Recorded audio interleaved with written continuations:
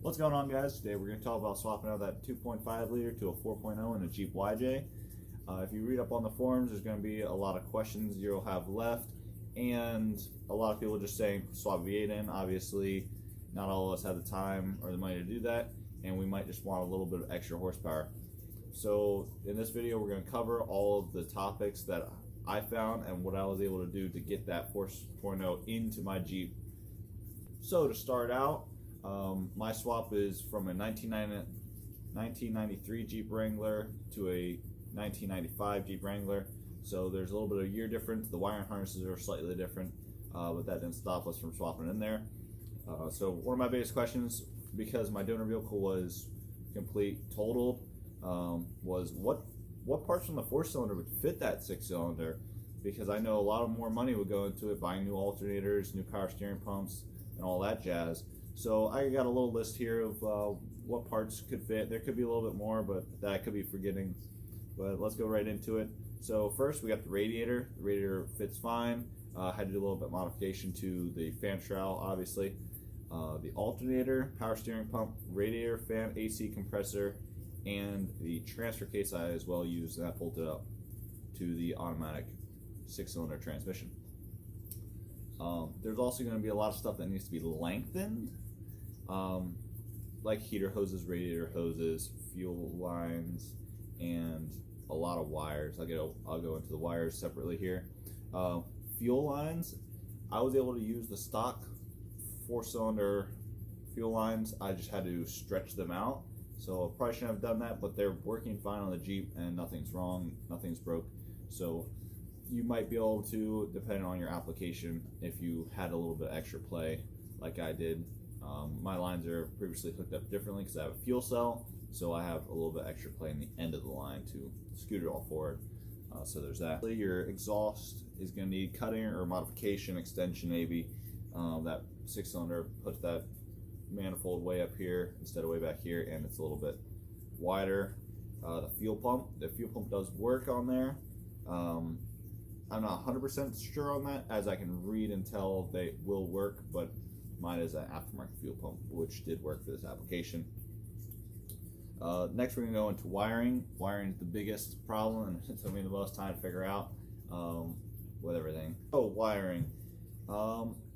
This took me a while to figure out because it was hard for me to transfer all the stuff from the 1993 harness to the 95. The 95 is a separate engine wiring harness compared to the body harness, and the 93 is all in one.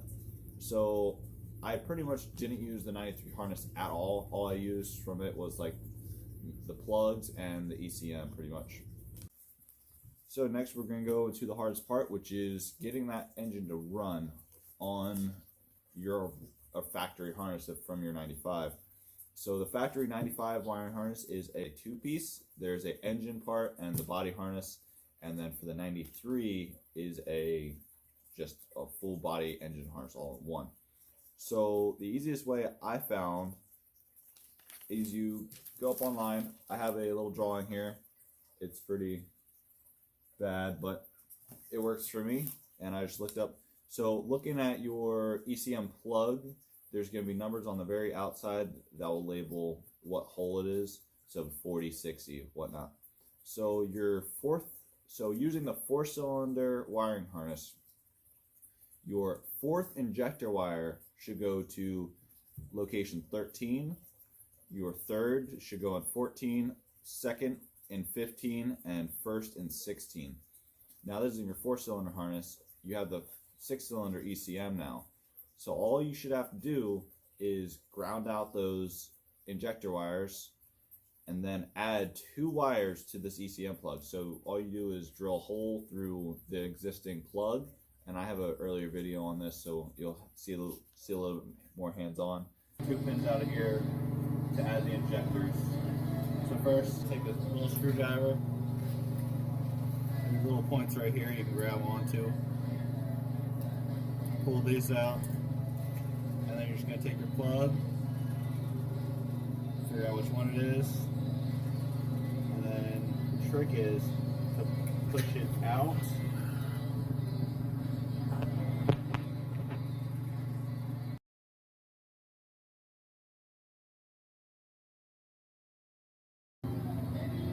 push it out so you see it a little bit, and then you can just pull it out from there, and then it's done.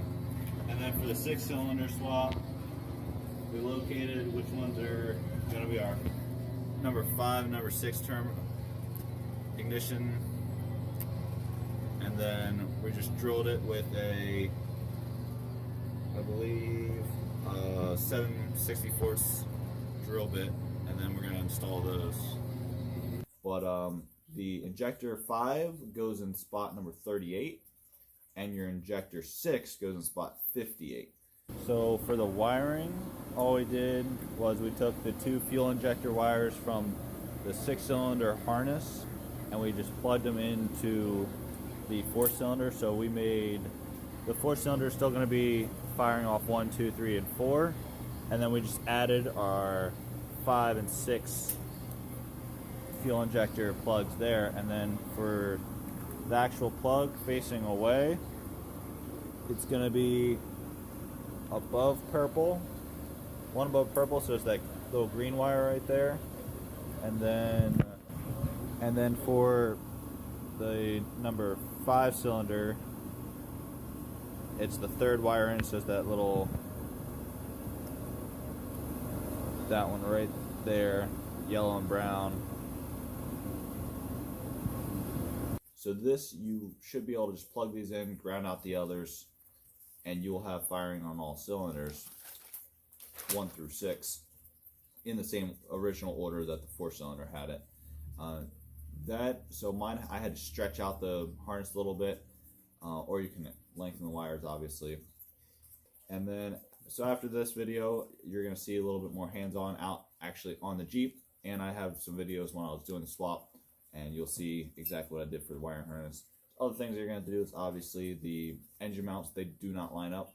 I was able to reuse my old ones, but I did cut them off with like a plasma torch. And some other issues you might run into is a no crank, no start, crank, no start. And I got a no crank, no start when I first wired everything up, and this was heartbreaking. But I figured it out. I thought the park, so the neutral safety switch pretty much, was in the opposite direction than it was actually supposed to be in. So all I did for that was make sure your transmission's in park, so it'll start. I thought it was backwards, and I thought that was fine. Second, I had a crank no start. Turned out to be, I used a lot of old sensors for this build to keep the on the low cheap. I did rebuild seals and everything while the motor was out, but after putting it in, so I ended up having the crankshaft position sensor. It was out, so I had to replace that. And then after replacing that, the engine would not run properly. It was misfiring a lot, so I ended up having to replace the coil wires, and I did the distributor as well. So after doing that, the engine runs perfectly now. Purrs like a little kitten. It's amazing. You can really feel the torque difference between that 4-cylinder and the 6-cylinder. My Jeep's on 40s, and you can really feel the difference. I took it off-road. I've been off-road one time with it now, and it was very different. I can actually get those tires to spin and go up a hill. It was nice. So in the end, I was highly recommend this build, and you're about to see some clips from. All right, guys, as I was talking about earlier, here's everything in the Jeep. There's a 4-cylinder alternator, power steering pump over there, fan. There's the fan shroud I modified. You can see this. I have a lot going on here, obviously, because I got shock hoops, or there's the ORI hoops, and then so air filter still need to be taken care of. The stock radiator and all the wiring and everything like that. It's a little messy, but it works. As you see, there's a lot of stretching going on, extension of wires, and then come around this side. And like I said, this wire can't be so flush to here, because like I said earlier, I stretched this along the bank there to be able to get the first cylinder to line up properly. But everything else seems to work fine, and everything else also fires the Jeep right up. So let's go ahead and start it and show you that. All right. So all the lights come on. And as I forgot to mention earlier, there's 0 check engine lights on the dash. We got RPMs, we have miles per hour, fuel, coolant, oil pressure, and battery power.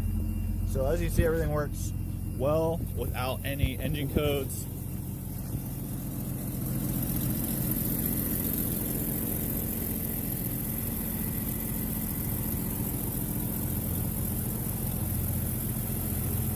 There might be a little bit of a tick, but should have used engine, so you can only ask for so much.